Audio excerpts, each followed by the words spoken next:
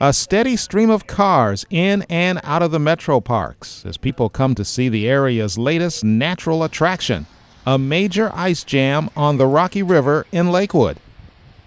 The ice jams are getting a lot of attention on this cold, rainy day. People coming from all over. They want to see this site for themselves.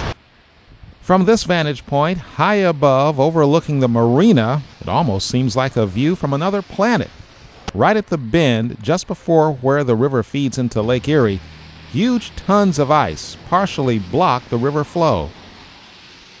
Folks from near and far came to marvel at the sight, wondering how all this ice is going to float into Lake Erie without causing a lot of damage to structures along the banks. Lots of ice, lots of ice. We just saw some of the ice falling in the water too, so maybe see it break up a little bit. Lots of ice. Several people decided to take a much closer look at the ice, a few even jumping on one of the massive blocks. So didn't you feel a little nervous being out there? No, ice is too thick. It won't break. Todd Gates heard news reports about the ice jam, and he and his wife decided they had to see it for themselves, even though it's his first day on retirement. But as I was standing here, I'm wondering, why couldn't they, the fertilizer, or not the fertilizer, but how they put mulch out onto the flower beds now with the truck?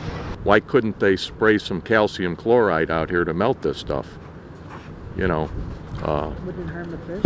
I don't know if it would harm the wildlife or the fish, but it might be worth looking into. It would make sense, it would melt it a lot faster and get it moving.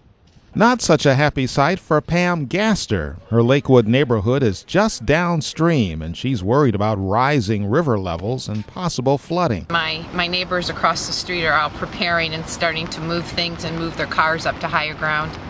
So the far bigger question is at the end of the lagoon past the yacht club, if in fact, is there an opening for all of this to go? That's the price you pay when you live on the water or you live on the lake. Those are just things that are going to happen. Along the Rocky River in Lakewood, Ken Robinson, WTAM.com.